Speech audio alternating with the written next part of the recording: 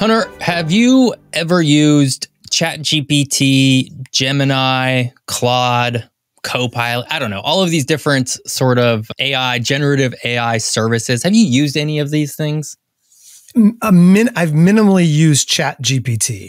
I haven't used the other ones. I don't have access to Gemini, and I'm not really familiar with the other ones, but I've, in a limited way, used ChatGPT. What did you ask? What did you ask old ChatGPT for? Well, one of the things I did is I put in some questions that I asked students to write essays about to see what it would generate. I was going to ask you, because you're a professor of geography, and obviously, I mean, I used to be one of your students, so I remember sort of being a student in geography at Portland State University, and there's obviously typically a writing component to some of your classes, as there is for a lot of classes. That's right. And so I think I was going to ask you is like, have you ever suspected that your students have been using ChatGPT to write their papers?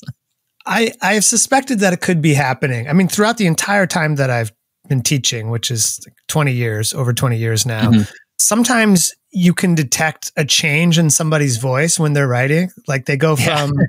all of a sudden they become a phenomenal writer and you're wondering what's going on a little bit. And there is actually something called ChatGPT 0, I think it's called, which is an AI that's used to detect whether a certain text, the likelihood that AI was used to generate it or not. So that's, I guess, something that people could use. Yeah, I mean, I've used it for ideas like, give me some, or what are some quotes from the 80s or something like that? Something that we normally just put into Google or something like that. But I haven't used it in any kind of sophisticated way. I know that a lot of people are using it at work. I know that it's being used in the academy more and more. Students may be using it. I would prefer not, because I think although it is a skill to use an AI tool, that the skills involved in learning how to write and the thought processes involved in doing that are extremely valuable, and that can't really be replicated by having a machine do that work for you. So that's why, although I could see the uses, I think that I have some concerns about people missing out on some part of their education by not engaging in writing themselves. I 100% agree. I've used ChatGPT a little bit here and there, but yeah, mostly as like give me some ideas about, I don't know, whatever it might be. I don't have an idea off the top of my head, right? Like more of like a brainstorming tool. I find that to be a little more helpful. The idea of writing like a whole article, which is like now something that you hear constantly, right? It's like, oh, this major news publication caught using AI to write some, baloney article about something or another. And it's interesting because, and we're going to talk about sort of this a little bit, but, with respect to your students, like if everybody starts using it, all of their reports, whatever you want to call them, essays, are going to all start to sound the same. Like they're going to get very samey. Yeah. Right. Because in the limited usages that I've used ChatGPT, like I have already picked up on, like, there are keywords here and there that it likes to use over and over and over again, right? One of those words was the word tapestry. I'd be like, I would input like a prompt that says, what is, Bulgaria known for best, right? Like trying to like get some brainstorm ideas. Like if I want to like research Bulgaria, what are they known best? And like, it always seems to, whenever I do something like that, it always seems to spit back, oh, Bulgaria is a rich tapestry of, blah, blah, blah. Oh, Florida is a rich tapestry of, Canada is a rich tapestry of. I'm like, okay, so you love that word, rich tapestry. Yeah, no, it's very funny. I know that you can prompt it to sort of give different flavor to the text, and that I think there are differences between, for example, Gemini and ChatGPT. But yeah, sometimes the responses sound like something that people wouldn't necessarily say. I would say so. Anyways, in my experience. But again, my experience is limited. Well, we are going to talk all about generative AI specifically today. That's the subject of today's topic. And we are actually going to use AI in the moment in today's episode at the very end of the episode. So if you're listening we're going to sort of walk you through that sort of, process. If you're watching on YouTube, it's going to be sitting right here in front of you because I'm going to share my screen and we're going to ask ChatGPT some stuff live in the moment. Well, I guess it won't be live for you, but it's live for it'll be live. Yeah. So we don't know what ChatGPT is going to spit out. And we're going to have sort of like a really fun conversation about that. But we're going to get to that in a little bit.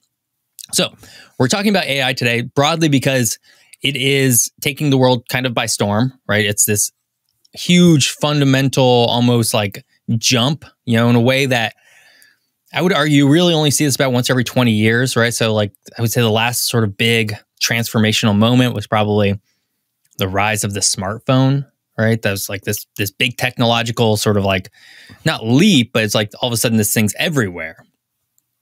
Before that, it was probably the internet. Before that, it might have been personal computing, right? It's like these big things that sort of cause a fundamental shift. And I feel like AI has sort of become that, where now it's like, okay, companies are investing in this and there's, inevitably going to be ramifications on a lot of different aspects of society, as well as sort of resource extraction and energy consumption whenever one of these things happens. Yeah, these are technologies. The ones that you mentioned are all technologies that have been around for maybe a little while, but at one moment they become somewhat widely available to the general public. Right. And that's the moment where people start paying attention to it, and it garners a lot of attention. And generative AI follows that exact same trend, right? We like to think that this is a brand new thing that just came onto I think 2022 is when it sort of like really hit some sort of, whatever. Mm-hmm. But it had been around for a number of years previous to that. It just wasn't adopted en masse. It wasn't available like en masse. And so it was sort of just simmering inside the background. This is a similar idea. It's like, okay, something hits, it catapults up into the atmosphere in terms of adoption and widespread use. And now it starts to have major geographic impacts around the world, right? And so that's sort of where we're at right now. 2024 is sort of where we're starting to see some of these emerging trends come out. And that's kind of why we have an episode all about today. And it should be a lot of fun. Again, I just want to highlight that, today's episode will be a little bit different from our normal ones, right? So last week we did Nestle. Nestle was all about sort of tracking the history of Nestle and sort of where it's going and moving around the world. Very geographic, right? We did tornadoes the week before that. We did the Summer Olympics. These are highly geographic topics that kind of make our job easy. AI does not make our job easy. Yeah, clearly geographic. Yeah. AI is not like that. It's not clearly geographic.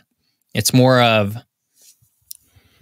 indirectly geographic in a sense. And so we're going to talk a little bit about that as well. But geography is everything, and therefore we're going to talk about it. And so is AI in some ways. Absolutely. So I did want to call out a couple resources before we get into sort of the topic today.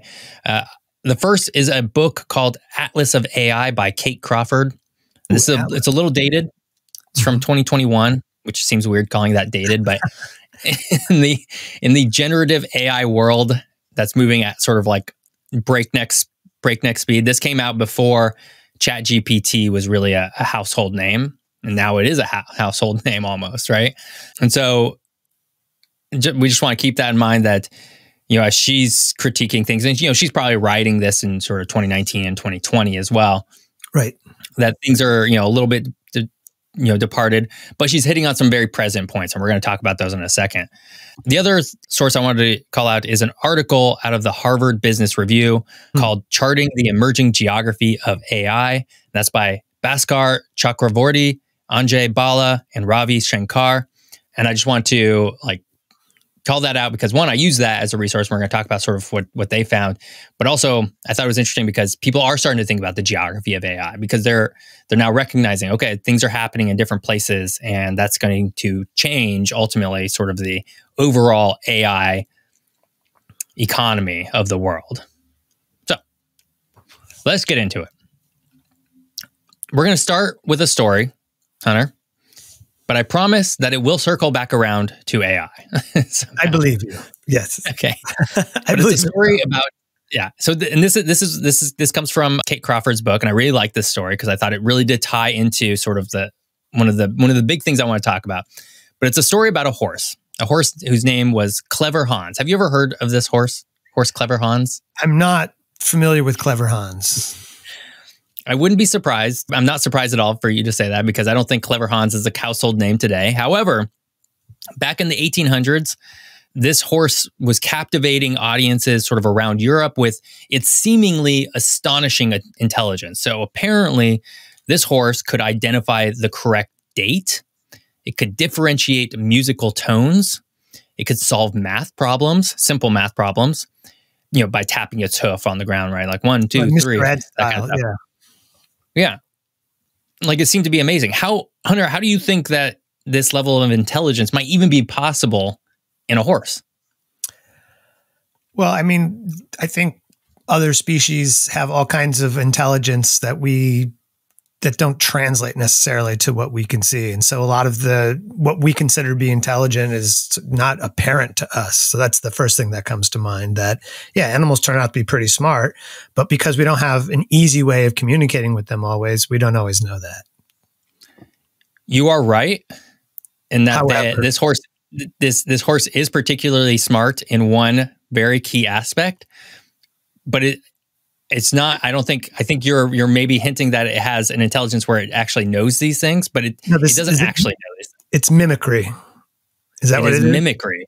Yeah, it is. Okay. So the truth behind Clever Hans's sort of seeming intelligence was later revealed to be the horse responding to subtle, unintentional cues by its questioners, right? So these cues, such as sort of changes in posture, breathing, facial expressions, would unconsciously signal to Hans that he had reached the correct answer. So that, in a way, that's a very intelligent animal still. Very perceptive, yeah. Very perceptive. It's sort of picking up on these things like, oh, that's the right one. I need to do that. On the other side of it, like, no, Hans couldn't add 5 + 3 to create 8, right? It was just, it knew that when somebody asked a certain sort of question or it had a certain word in there, to start tapping its hoof. And then once it hit that number, people would, maybe their eyes would open up a little bit and be like, woo, or like, and then he would stop because he's like, well, that was clearly, that was clearly the winner right there. Right, yeah. This is called the observer expectancy effect, and it demonstrates how easily experimenters' biases can influence their subjects, leading to flawed conclusions. So we started today's episode a little bit sort of with a story about a horse from the 1800s. I promised you we were going to get to a point here, and so let's go ahead and do that. So generative AI is very similar to our horse. Okay. Because as generative AI is sort of being created, there are subtle cues and biases being input by the people creating it. So proponents of artificial intelligence generally believe that human intelligence can be formalized and reproduced by machines. But artificial intelligence, generative AI as we know it today, is not intelligent in the ways that humans actually are. Instead, they are putting out outputs based on large, humongous data sets with a few key people sort of telling the machine how to read and interpret that data. And they lack sort of the contextual awareness of anything that falls outside of that, right? Sort of the adaptability of the human mind to take in information that it has been able to process and put on top of other information that it acquired 5, 10, 15, 20 years ago, and be able to spit out a result that, might still be opinion-based, might still have biases, but is still able to put out something that's a little bit more, well, for lack of a better word, human.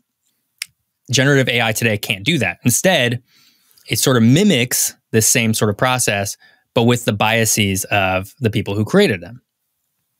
So here's where we get to our first geographic aspect of all of this. Hunter. Yes. Where do you think most AI companies are located today, at least the ones that we know of? The San Francisco Bay Area. Yes. Is that right? Yes. So, yeah. So if we talk about the largest AI companies, and there are other AI companies out there, and obviously this is still very US based, but if we talk about the largest AI companies, there would be Meta, Facebook, that kind of thing. OpenAI, ChatGPT, Google or Alphabet, who owns Gemini, Anthropic, who owns this one called Claude. I think I'd mentioned that earlier. NVIDIA, who does some AI stuff, but I think it's largely based around sort of providing the technology that underpins it or something. And then Microsoft, which has Copilot, which might be tied in with ChatGPT in some way. I don't know. It gets a little complicated. So all of those companies, except for one, are based in the San Francisco area. And the one that's not based out of San Francisco is based out of Seattle. And so every single one of these companies is US based, and therefore their workers are largely US based. And of course, sometimes their workers are coming from other areas, but there's still a certain amount of US culture and US biases and all these things that sort of filter through them, and they're putting it into sort of the programs they create. This is not new. We know this happens, right? Every program that's ever been created anywhere in the world has the bias of its programmers within it, right? Video games or, Microsoft Word or all of these kinds of things. Even film, right? Film, music, television shows, books, right? These are all aspects where like the authors who do these things have their own biases in them. And a lot of times those biases are rooted in place, right? So they're rooted in place. That's the context in which people live. Even if they spend a lot of time online, they still live in discrete places, and the experiences that they have, they'll be different from person to person, but that feeds into the work that they do, including if it's programming. Exactly. So in a lot of ways, this isn't all that different from what's already happened in the past. And this would be sort of just normal, like almost just like the cultural diffusion of any given place, right? You write a book about, New York in the 1800s, and it gets diffused into Europe. And now people are absorbing this culture of New York in the 1800s and sort of experiencing what that's like. But there's a key fundamental difference, and that is the way in which generative AI is diffusing its culture and its biases from these people is not the exact same way that a book is diffusing culture, because generative AI is doing exactly what it sounds like. It is generating something based on a prompt that you put out. And now it's creating sort of a content piece. And now it's being put out into the world. Versus a novel or a film that has to first be absorbed by a human. And then if that human decides to do anything with it, write an article about it, it's then being processed through a filter of their own cultural biases before it then goes out into the wider public, right? So it creates this kind of weird cultural geographic diffusion that is unlike anything we've ever experienced. It's almost like by using ChatGPT in a way, you are, because it's so heavily US oriented, in a way it is directly injecting US culture into any place that it's being used, right? So a high school student in Germany, for example, has to write a paper on, I don't know, Bavaria or some aspect of Bavaria or the Kingdom of Bavaria. And now they type it into ChatGPT because they don't want to write it themselves, as we alluded to earlier. Type in, write me an essay all about the Kingdom of Bavaria and everything like that. And ChatGPT generates this 1,000 word, essay for them. And they turn around and hand that in. That is coming strictly from a machine that's based on sort of data sets and programming by largely an American audience, right? It has at no point has that ever been filtered through some sort of German or Bavarian cultural lens, which I think is such an interesting aspect that we haven't even really figured out what the impacts of this could be yet. Yeah, I mean, if you think about it, like a dictionary, for example, I mean, there's lots of different ways to define words. And so the way that a dictionary defines a word is it's from a particular point of view. And it sounds like that's also true for generative AI, which is that it's not neutral, but it's coming from a particular point of view.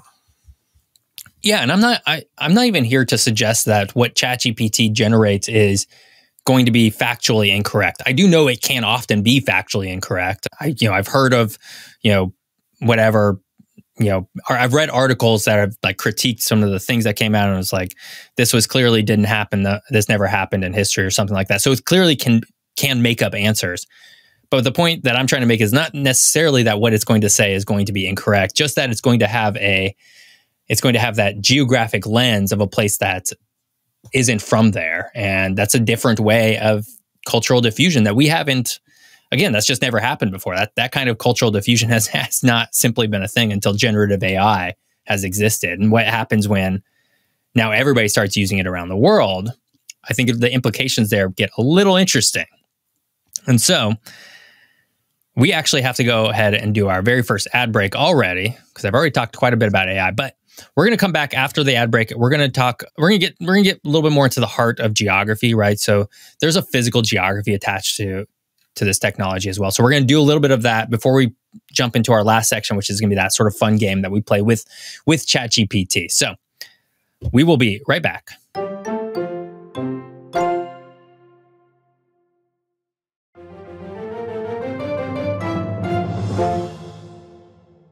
And we're back. We're talking all about the geography of AI. We are the Geography is Everything podcast, and therefore AI is geography, or geography is AI, I should say. So let's talk a little bit about some of the physical geography here. So AI lives in the cloud, whatever that is, but it does have physical components, right? There are things that power this. There's energy that's needed to power this. There are things that do all the computational processing, right? So inherently, even though we don't necessarily think of it as a physical thing, generative AI, all of these companies that we listed, a few minutes ago have physical locations with large physical computers that actually do all the physical processing of all the stuff that's being created. And so there's a geographic component there as well. So our first stop on our geographic journey today is a town called Silver Peak in Nevada. Have you ever heard of this town, Hunter? I'm going to say entirely unfamiliar with Silver Peak at the moment, but that hopefully will change soon. It will probably change. What if I said the word lithium to you? Okay. You know what lithium is? Yeah, lithium is a component of cell phones and computers, and it's used for batteries, I think, and it has to be mined from the ground. It is, yes. So lithium is a material that is largely used in batteries. It's used from some other things as well. But as it turns out, Silver Peak sits at the edge of a vast lithium deposit, which is a crucial component to AI these days, as it is for everything that we use, right? Lithium has become an incredibly valuable resource where even 10 or 15 years ago, maybe going back 20 years ago, it wasn't worth that much. Obviously, there were still computers, there were still batteries, although batteries were being made out of different materials more broadly. Lithium now goes to power everything from, our cell phones and our computers all the way up to sort of electric vehicles, which is, now requires a lot of lithium. It also goes into powering and pulling together some of the components of AI and server farms and all that kind of stuff. And so this is a huge lithium mine. There are also other large lithium mines that are being created. So if we look at the top 5 lithium mines in the world, all of them are located in either Australia or Chile. And so obviously digging these materials out, that's a lot of destructive damage. And if you actually go and look at a lithium mine itself, it looks kind of surreal.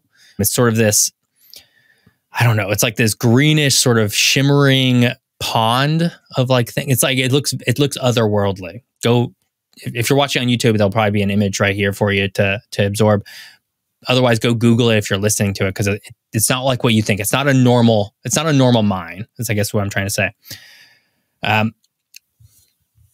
But back to sort of Nevada, this is one aspect of sort of this booming industry where we are having to extract more and more and more and more stuff out of it. But you can also trace it to other areas of the world. So if we go over to Inner Mongolia, for example, there's a booming rare earth mineral mines that are sort of being popped up, because that's another aspect of that these devices need to sort of power everything. There's the tin-rich islands of Indonesia, where we have to mine all these stuff. And all of this creates this really intricate and vast and global geography of supply chains that feed sort of all the resources that are needed for modern computing. AI is, of course, just a small part of this, right? Because you can't really pull AI away from sort of smartphones and computers and all this other stuff, but it's a growing aspect of it. And if it continues to grow, there's going to be more and more resources needed. So I kind of wanted to call that out. Right, because people are spending time on their computers and their phones engaging in AI, then that happens to be what the energy is used for at that moment. Exactly. Yeah. And so there's a resource aspect of this and all of the implications that comes with that. And, we didn't even really mention it, but there's a human cost to this extraction as well. Right. So if you go to those, mines in, wherever, there's going to be human costs attached to it. In some places, there's going to be a higher human cost attached to it because there are fewer regulations, right? I think it's cobalt that's largely mined in either the Central African Republic or the Democratic People's Republic of Congo that has a very high human cost because there's a lot of, very nefarious, companies and organizations that have forced labor and, they pull the material out and now that goes into sort of your phone, your iPhone or your Android phone or your laptop or whatever. Same for AI, right? You can't really pull all these things apart from each other, but they're all part of the same story. There's a huge geography that sort of impacts everybody. But what you were hitting on, Hunter, was the energy part of it as well. Right. So there's that side, right? So this is where we can start to pull AI away from a little bit of everything else because AI has a huge energy requirement. So according to the World Economic Forum, the computational power required for sustaining AI's rise is doubling every 100 days. This is an article from 2023. So I'm not sure how that's changed in 2024. That could very well have increased. And in fact, I would be surprised if it hasn't. But if it stays at the same rate, that means by 2028, which is only 4 years from now, AI, just as a tool, an online tool for you to type in your little chat prompts to, have it write your essay about Bavaria, could be using more power than the entire country of Iceland used in 2021. So, wow. I mean, this is a lot of energy being used for, again, this is just one small aspect of a wider sort of, computational era that we live in. But it's growing and it's expected to continue growing. And so this is also where I'm going to make a call out for our energy episode. So we have one on solar energy, nuclear energy, wind energy, petroleum. Maybe there's another one floating in there that I forgot. But go check those out if you're interested in sort of the geography sort of underpinning those energy sources. Solar, didn't we do solar as well? We did solar, yeah, which is fascinating, right? And so there's an energy component here, and of course, like depending on where the energy is coming from, the impact will be bigger or smaller, but there'll still be an impact regardless, right? So if you have solar energy that's powering your server farm, it's still going to have some impacts on sort of the environment and sort of, what's required and sort of the resources that go into creating the solar panels. And of course, if you're, mostly powered by coal and you have a AI server farm that's mostly powered by coal, and that's going to have a lot more impacts, based on the environment and pollution, all that kind of stuff. So huge impacts at play there. But really, as we start talking about the geography of AI, right? So we've talked about the physical geography, so the resources needed, talked about sort of the energy requirements needed. These are sort of like minor subsets that I just kind of wanted to broach a little bit. But there's also an inherent geography to the adoption and use of the technology itself.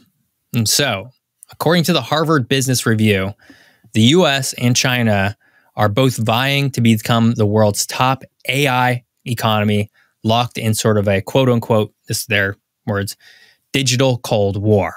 Oh, yeah. So they're both sort of like trying to pioneer for AI. In a lot of ways, it kind of has like these sort of like resemblances of the space race, although I'm not really sure what the end goal is in mind, right? The space race had like the moon, get to the moon and you win kind of thing. I don't know what the winning scenario is here, but there are other cast of countries, sort of, involved as well. So the European Union has been leading the effort in regulating AI, I guess within sort of their democratic coalition of countries, with the US now trying to play catch up, right? Because they're moving a little bit faster.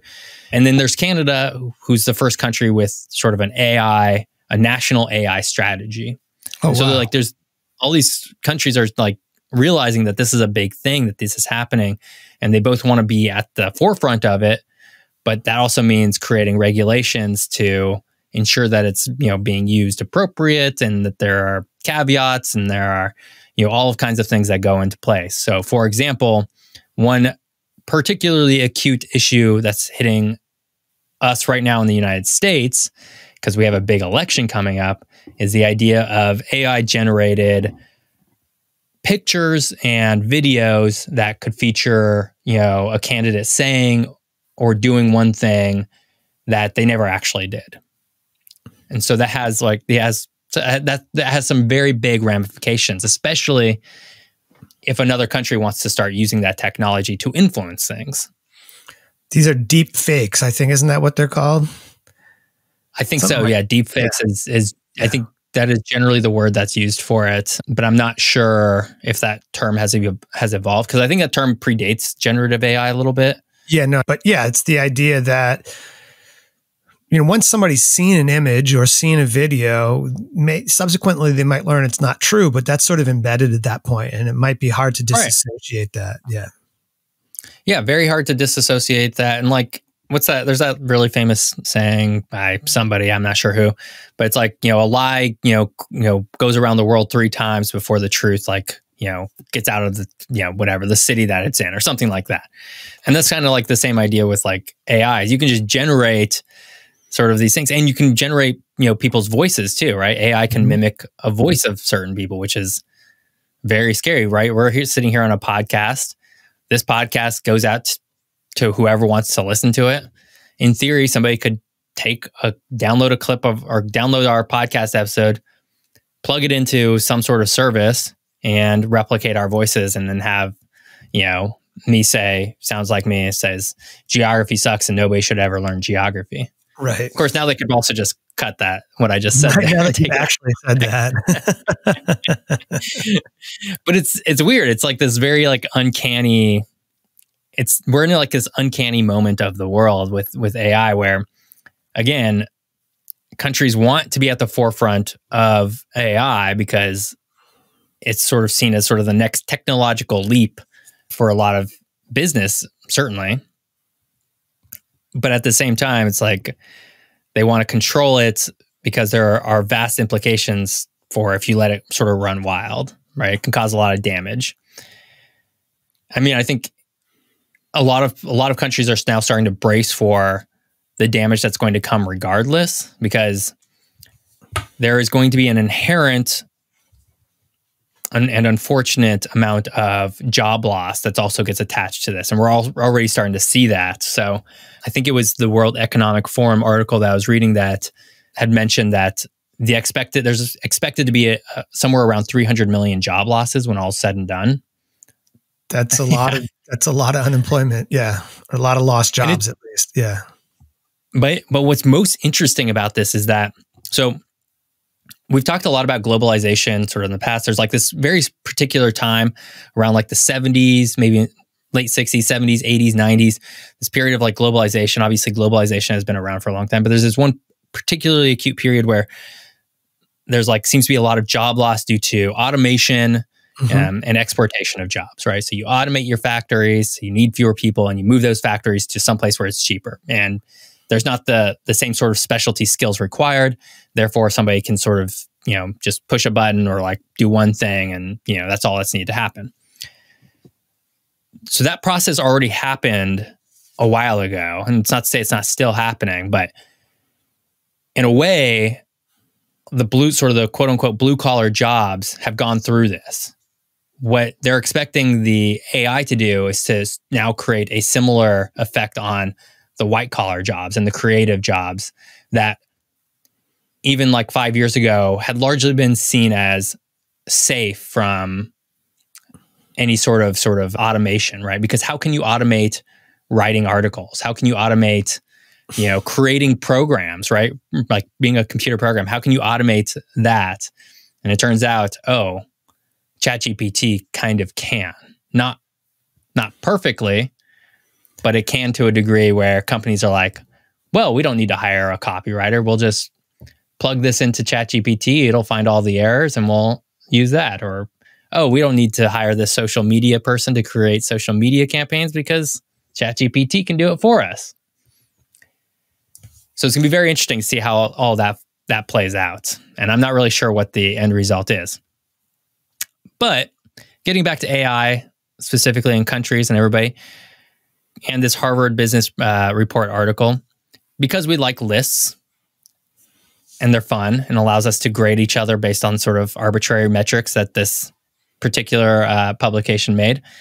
They created one, and we're going to run through sort of the top, well, this is the top 25 countries based on their own sort of methodology. And would you take a guess at sort of the top 2 countries? And I'll give you a big hint. We've already talked about them. What? This is a list of what specifically? This is the top AI countries in the world. Oh, so use of AI. Innovation, capital, rules, and data is sort of how it's being broken out. But yeah.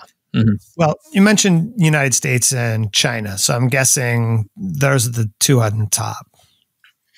Those would be the 2 big countries that are currently, again, according to Harvard Business Report, the top 2 countries in the world in terms of AI.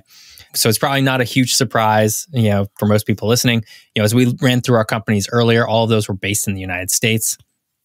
To round out our top 5, it would be followed by the United Kingdom, Japan, and Germany.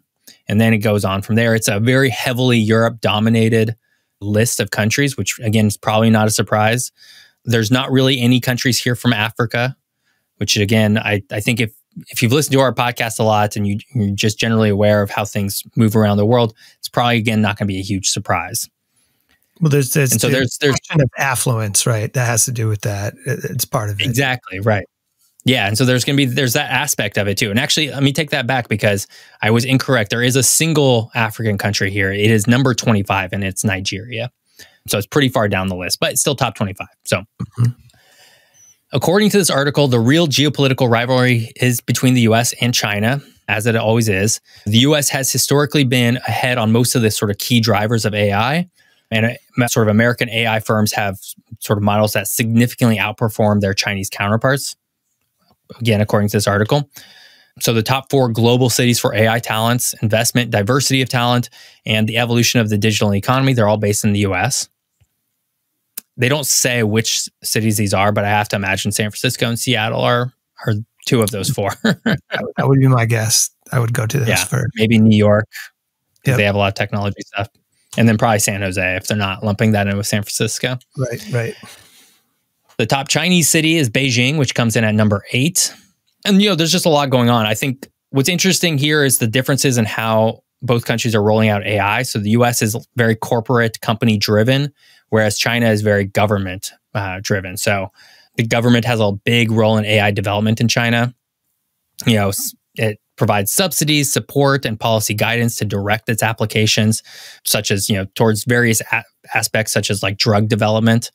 China is also the world's largest internet-enabled country in the world, which means adoption can happen at sort of remarkable speeds and at rates. And it also means that if we go to sort of what underpins a lot of these AI companies and sort of how they're able to do this is like they acquire these massive data sets, right? Because that's how they're able to generate something, right? That's just reading all of this data. Within China, they sort of, because they have that massive population that's all internet enabled and it's all controlled by sort of, quote unquote, the government, the CCP, means that their AI models are able to more quickly adapt and more quickly grab a bunch of data and incorporate it into their models, which is an interesting difference. It'll be really interesting to see how all of this unfolds over the next 5 to 10 years. Again, we sort of talked a little bit about this at the beginning of the episode, but we're kind of in a little bit of a wild sort of West phase where nothing's really settled. There's a lot of different companies. There's a lot of different players. There's not really a lot of policies or regulations around it. And even the service you called out before, ChatGPT 0, which is like another AI thing that's used to find AI, apparently in my research is still not fully fleshed out and can often be incorrect in and of itself. So not surprising. I don't know. So that's mostly what I have around the specific geography of artificial intelligence, which means there's only one thing left for us to do, and that's to go ask ChatGPT a bunch of geography questions ourselves and see what it spits out, because I think it'll be fun for us. I'm super curious as to how this is going to play out. So with that, we're going to dive into that. We got to hit our final ad break. So go listen to some ads and come back and let's play this fun game with ChatGPT.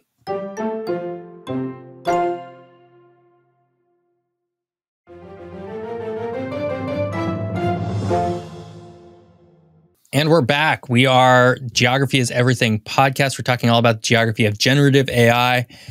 This has been a different kind of episode. It's been a little bit wishy-washy in terms of the actual geography, but it's also just like this really massive subject and thing that's sort of out there. So we decided to try and tackle it. And the best way I could think of to actually tackle the geography of AI is to ask AI all about geography. Let's do it. Let's find out what AI has to say. What you're using ChatGPT in this case? We're using ChatGPT. It is ChatGPT 4.0, which I'm not sure what that is exactly, but maybe it's just the latest model of sorts. We're going to ask 4 different questions today, and I have them here. So I'm going to pull it up, and then I'm going to share my screen. And again, if you're watching on YouTube, you're going to watch this happen sort of in real time. And so hopefully that'll be fun for you. If you're just listening on a podcast app, we'll sort of try and describe sort of what the answer is. I'll read the question out loud. And we'll describe sort of what the answer is a little bit that ChatGPT sort of spits out. So let me go ahead and pull this open. All right. So first question that we're going to ask ChatGPT is, we're just going to ask it to tell us what geography is, how it's used in the practical world, and why people love geography. So let's do that. 3 loaded questions. Yeah, let's see. Whoa. So it's already spitting out a lot of it can write faster than me. I can tell you that. Yeah. I can't write this quickly. Whoa. It's actually, I appreciate the headers that it's giving us. Yes. I think it's interesting to see. But okay, so we have an answer here. So high level, this is what it's saying. Geography is the study of places and the relationships between people and their environment. It examines both the physical properties of Earth's surface and the human societies spread across it. Geography seeks to understand where things are found, why they are there, how they develop, and change over time. Hunter, what do you think about that answer? Decent. I think it's a pretty good answer. Highlighting places, relationships, people, environment, physical and human aspects, where things are. One of the things that in contemporary geography we'd probably call out a little bit more is talking about the different power relationships that differ from place to place, because that's sort of this critical social approach. But not bad. Not bad. Not bad. I would say it's a B plus answer. If somebody had to give me like a quick synopsis, because what I would have looked for is whether it was going to talk about sort of the human sort of cultural sort of geography aspect of it. And it does a little bit, right? It's talking about the physical properties of Earth's surface and the human societies spread across it. I'm like, okay, clearly it's differentiating between the two, and it's including both as sort of the aspects of geography, because so often when I talk to somebody about geography who's not sort of within the geography space, they sort of talk about, the beaches or the mountains or stuff the like capitals. Yeah. Yeah. Yeah, exactly. It's like this very, static almost sort of aspect of it. It's like that's the opposite of very dynamic. It's like, how do things spread from place to place? Why do they spread from place to place? What are the patterns, kinds of things? But again, I've seen worse definitions of geography. Right. Well, so here's how it's answered the second part of our question, how it's used in the practical world. So practical uses of geography, and really nice header there. Makes it really easy for us to read. And it gives us a numbered list, which again is really nice. So urban planning and development, disaster management and mitigation, environmental conservation, transportation and logistics, economic development, public health, and education and research. I can say that, as somebody who used to be a former city planner with a geography background, that definitely applies to me. What do you think here? I mean, I think it's good. I mean, these are very general, broad categories, but I guess that's sort of what we asked it to give us. But I think tracking the way that people connect with places, identify with each other through places, those are things that maybe a lot of people don't automatically think about as geography, but that's the kind of geography that I'm really involved in. I know that you do a lot of that as well. Is, how do we use place to understand the world? How do we use it to understand people? And that's maybe in the education and research side of things. But yeah, I mean, these are pretty good. Yeah. Yeah. It seems it's a pretty basic answer, right? It's nothing, it almost, in a lot of ways, and you could even say this for the top answer, before, it's just sort of, it feels like it's sort of just scraping a Wikipedia article, which is like, yep. Yes, it's technically correct. It's not creative. It's not really getting to any sort of the, nuances maybe at play, but it's giving sort of maybe just like the technical, hey, this is what it is. And this is, X, Y, Z. Yes. I mean, the spatial understanding that we get from studying the geography of things, and also the visualization through obviously maps, is something that you might add to it as well. Absolutely. And so let's talk about why people love geography. Why does it think people love geography? Well, number one, it's saying curiosity about the world. Okay. Number two, travel and adventure. Connection to nature. Okay. Interdisciplinary appeal, which I think is interesting. Problem solving. Visual learning. And then global perspective. Again, this seems broadly mostly correct. I'm not, travel and adventure seems a little bit like an odd one to include. I'm not sure. I know a lot of people who are travel and adventure people who are, also big geography people, or vice versa. Cause they sort of like seem to be a little bit of a different aspect of it, but maybe. Yeah, I mean, if you're geography, you don't inherently love adventure necessarily, or if you love adventure, you don't inherently love geography. However, it's like the first one, curiosity about places is roped into that. It's interesting, the connection to nature, because again, the kind of geography that I think you and I are most connected to isn't necessarily directly involving the natural world, but a lot of it's the built world, like cities and things like that. And so I think a lot of people automatically go, and some computer programs go to the idea that this is about the natural world, which of course it is, but it's also about how we navigate the built world and the world that we create. Absolutely. Well, let's go ahead and jump to our next question, because this was our intro question, just asking about geography. Let's ask it to something a little more specific. So I'm going to drop this in here. And the question is, explain what population density is, why it matters, and what the densest countries in the world are. Here we go. It's writing really quickly again, as expected. I think that's one of the big appeals that's one of the big appeals for generative AI, is that, all the time that would take somebody to craft an essay or do some research, a lot of that time is shrunk way down because it works this quickly. So I think people like the speed and the efficiency. Of course, what you might be sacrificing is perhaps the quality of the response in certain cases. Absolutely. Yeah. I mean, I'm really impressed with the speed. I can see why people, especially teenagers, might be attracted to use this, even though it might come at a detriment to their actual writing skills. Yeah, but I spend 2 or 3 hours writing something when it can really be done in about 60 seconds or something. Yeah. Well, here's its answer. So, the first part of this was explain what population density is. So it's given us a definition. So population density is a measure of the number of people living per unit area, typically expressed as people per square kilometer or square mile. It is calculated by dividing the total population of an area by the area, usually in square kilometers or miles, of that region. That is correct. That is a correct answer. Very technical response, but yeah, it's technically correct.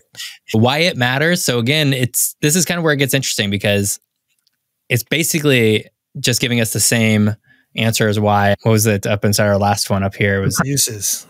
Practical uses of geography. It's basically giving us the same thing for why population density matters, right? Urban planning and infrastructure, environmental impact, public health, economic activity, housing and living standards. So it's not really differentiating between the two.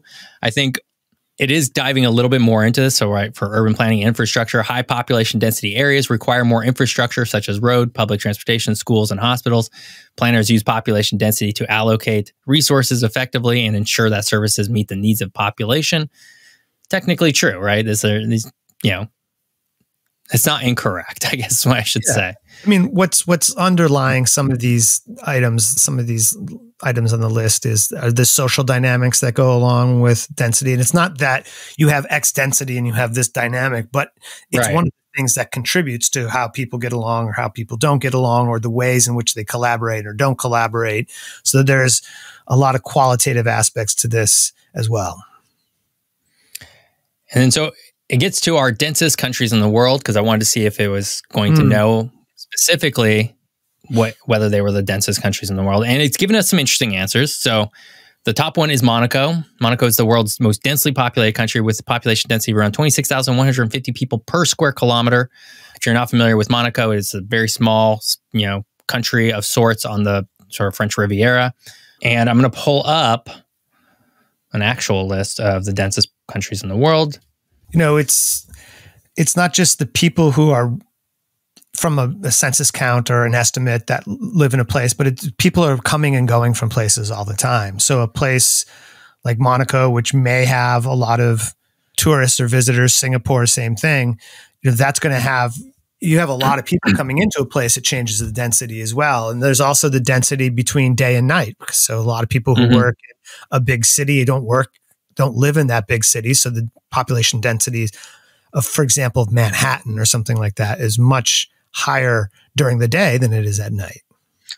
Right. No, that's a really good point. Yeah. So like when are these numbers being counted, right? So Monaco, from the list I just pulled up, is the densest country in the world. Technically, this list has Macau, but that's, largely a part of China at this point. Okay. What's the source that you're using? This is just on Wikipedia. So Okay. It's just a top build one. And it's interesting because we've talked about this around population, right? Like population estimates are just that, they're population estimates. So things fluctuate and change. They fluctuate by time of day, all this kind of stuff. So, maybe a little bit of a unfair question to ask ChatGPT, but we did it. What's interesting here is that number 3, ChatGPT is saying Vatican City. Vatican City, which is technically a country, it says it has a high population density due to its very small size and the presence of Catholic Church's central administration. If we look on our list, Vatican City is technically the 10th. The population of Vatican City is only about 700 people. And so it becomes this interesting sort of aspect of, where's ChatGPT getting its numbers from? Because clearly it has to be different than, this Wikipedia article. Well, in Wikipedia, we could talk about whether that's the best source to use or not. But again, whenever we look up information, sometimes we get different rankings based on slightly different criteria, or some things are taken into account, some things aren't. But yeah, some of these are the usual countries or places that you might expect. Yeah, and this one is interesting too because it has Taiwan in our top 7, but Taiwan actually falls pretty far down the list, all the way down to 18th in Wikipedia. So there's clearly just some differences in sort of where each is pulling their information. So yeah, I always thought Belgium and the Netherlands were pretty high ranking in terms of density, but maybe that's from a few decades ago. It would be interesting also to ask it what cities are the most densely populated, because that gives us a different look at things. It's a different scale to look at, which is a very geographical thing to do. Well, let's keep this moving. And instead, we're going to do something a little bit different here for our third question. And this is something I like to do with ChatGPT every once in a while to see how it's evolving. And so we are going to not only ask it a question, but we're going to attach a photo here as well. So I'm going to upload an image from my computer. This image is going to be of a map. So let me do that. That last question, ChatGPT didn't give us too much about why it matters, but that's okay. So we're asking this question. So I've uploaded a picture of a map of Europe, and I've highlighted 4 countries in red. You're going to see that here in a moment. These countries are France, Germany, Sweden, and Romania. Okay. And I'm asking ChatGPT to look at this map, tell me which countries are colored red, what kind of government they have, and whether they're involved in any international organizations. So let's see what it gives us. Already an interesting aspect of this. I don't know if you noticed that. Yeah. So I let everybody know that there's 4 countries that were highlighted in red. It gave us 5 countries. It did get the 4 correct. What's that? It did get the 4 correct that were highlighted. But it also gave us Belgium, which is not highlighted. Which is not highlighted here. That's right. So that's interesting into itself because it's because Germany and France are right next to each other, and now it's trying to see. I don't know. It's interesting though. I think it's giving us the type of governments. So France, semi-presidential representative democratic republic. Germany, federal parliamentary republic. Romania, semi-presidential republic. Sweden, a parliamentary constitutional monarchy. And then Belgium, of course, because I guess it's just going to include them. They're a federal parliamentary constitutional monarchy. These are all, I would say, close enough to what I know of each of these countries. Like I was looking to see if it was going to give us something pretty outlandish, and this seems to generally describe the governments of these places. This does seem to generally describe, like I knew like Sweden is still a constitutional monarchy, for example. Yeah, well, it sounds like they have a pretty similar system. One's a parliamentary constitutional monarchy, and then Belgium is a federal parliamentary constitutional monarchy. But then the description afterwards are exactly the same, right? So monarch, head of state, prime minister, but yet they've labeled them a little bit differently. Let's see what they say about the international organization. Okay. So all 5 of these countries are involved in several major international organizations. So one, they're calling out the European Union. That is true. They are all part of the European Union. The North Atlantic Treaty Organization. France, Germany, Romania, and Belgium are part of NATO. I guess this is a little behind the times because Sweden is also now part of NATO, although it's not including them in there. It's saying that they're all part of the United Nations, which I thought was interesting because I thought that it would have left the United Nations out because it's, I don't know, maybe I was assuming that it was just going to focus on European sort of agencies, but I was kind of impressed to see the United Nations here. The World Trade Organization, and then the Schengen area, which I thought was also really interesting for them to include. And it says all these countries except Romania are part of the Schengen area. And I'm actually not sure, so I'm going to double check that. Do you know if that's true offhand? I believe that's true, but we can find that out. It is kind of true. So from what I can read here, Romania is not part of the Schengen area aside from with respects to air and maritime borders only. So no land border. So you can't. So I'm not really sure what that means practically. Like you can't just like walk on in on land. Right. There's still border controls on land. Like if you were coming in a train or something like that, they would have passport control or something like that. And then this is even the air and the maritime situation dates to March 2024, which is recently. But it's curious that you're not necessarily going to get the most explicit updated information necessarily according from ChatGPT all the time, because this is evidence of that. So let's get to our final question today. And it's a doozy of a question, but I wanted to ask it. And that is, which country is the most important country in the world today? That is quite a question to ask, yeah. Do you want to take a guess at what you think it's going to say? No. I'm going to say, I want to say China. You think it might say the United States, but I'm going to say maybe China, but maybe it's neither of those two. Do you think there's an actual answer to this question? Like a correct answer? There is no real answer to this question because it's a ridiculous question. I mean, you would need to, have some contextual boundaries or something like that. But let's see what it says. Let's see what it says. Let's see. Well, how about that? Wow. I think European Union, not a country, but whatever. Yeah. It is calling it a collective entity. Okay. Not necessarily a country, but okay. So here's what happened for those of you who are listening. So we asked it the question, which country is the most important country in the world today? It responded almost immediately saying, determining the quote unquote most important country in the world is subjective and depends on various factors such as economic influence, military power, cultural impact, and political leadership. Here are some contenders based on different criteria. So of course, let's some nuance here. Yeah. All right. Which is what we said right before we hit return on this. So yeah. Exactly. And I wasn't expecting, right? I wasn't expecting nuance, I guess, from ChatGPT. Right.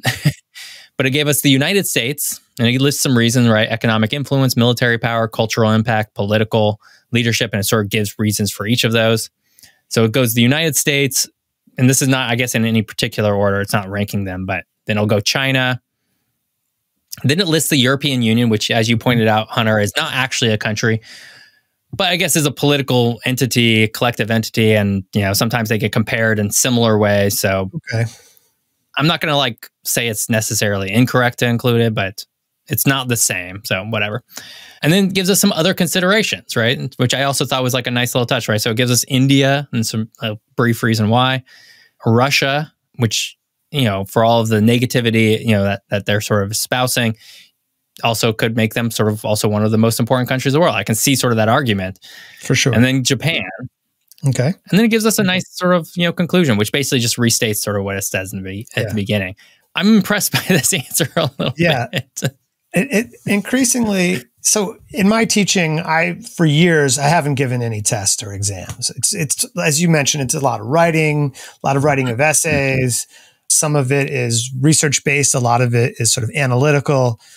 And, you know, colleagues, we talk about, well, how do you contend with this? You know, how do you contend with a ChatGPT or one of these other programs that is able to generate these answers?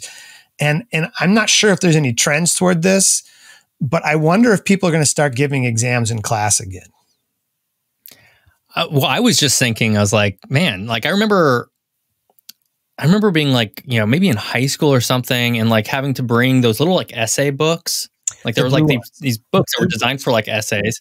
Yeah. And you bring them in and it's like, okay, you have an hour or two and you have to like write out an essay about a topic. Like you have to sit here and write it out. Use as many blue books as you need. Yeah. Yeah. And like there were computers around at that time. Like I'm not ancient, but I just remember that still being an aspect. And I don't think that's still an aspect today. And I'm like, maybe that's going to be coming back. That could be coming back. I mean, obviously there are people who give tests. There are instructors at every educational level who do, but I think it's less common probably than it used to be. Mm-hmm. But there's a chance that might be a response, which is, all right, what are people able to write? Now, you know, test taking is in somewhat inequitable in the sense that, you know, some people get really anxious or nervous, or some people, you know, for various reasons don't test as well, and maybe not the best way to, you know, there's a few opportunities in your life where somebody's just going to test you straight up on something. You know, they're usually going to ask you to discuss it or to analyze it. However, if people are trying to gauge the knowledge or the abilities of a student in a particular discipline, to avoid this, that could happen. There could be, I haven't made that shift, return to the test thing, but I've thought about it. Hunter, if you had given like a test, an essay test, right? And these were the 4 questions that your student had to answer, and this were the answers that they gave. What are you thinking? What grade would ChatGPT get here? Well, you know, there's grade inflation, right? Because people are getting good grades kind of no matter what in some ways. No, I'd say it's in the realm of a B or something, because it's kind of not analytical, but it's probably better than a C, I guess, you know. Yeah. That's kind of what I was thinking. I was like, it's the message to everybody that if you want to get a B, just do this. I feel like, you know, well, that's all I need to pass. So. Oh, well, this has been a lot of fun exploring the geography of AI. We kind of did a lot, which is really interesting. It's been an interesting kind of episode. Hunter, where can people find you?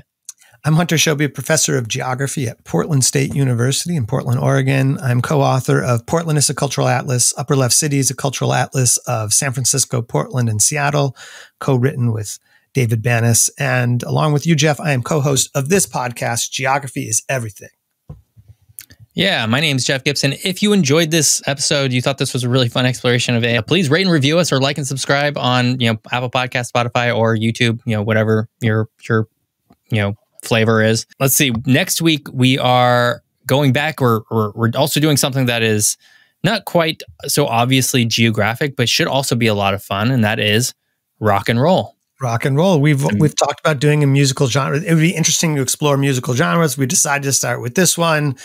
And there, I think that we'll be able to uncover some discrete geographies. Although, as you said, we might not think about it that way, but that's what we'll be trying to bring.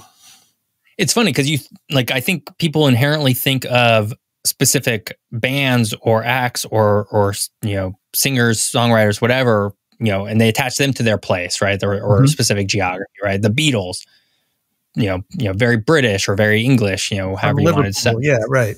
Yeah, from Liverpool, right? But yeah, when we start talking about like a genre, it becomes a little less distinct, aside from some very few sort of cases, right? Like, hip hop, I think, comes from a very specific area, and people often associate it with a very specific area. Historically, it does, but in the contemporary world, it's pretty diffuse. It's pretty widespread. Right. And I think, yeah, I mean, jazz, there's a historical origin that is related to the blues. And then there's some diffusion to some big cities and Chicago and other places. But there's lots of different ways we can look at this. So we'll try to give you a different look at this particular musical genre along the lines of a geographic lens when we reconvene next week. So come back next week, learn all about the geography of rock and roll. And I guess until then, we'll see you next time. Thanks for listening.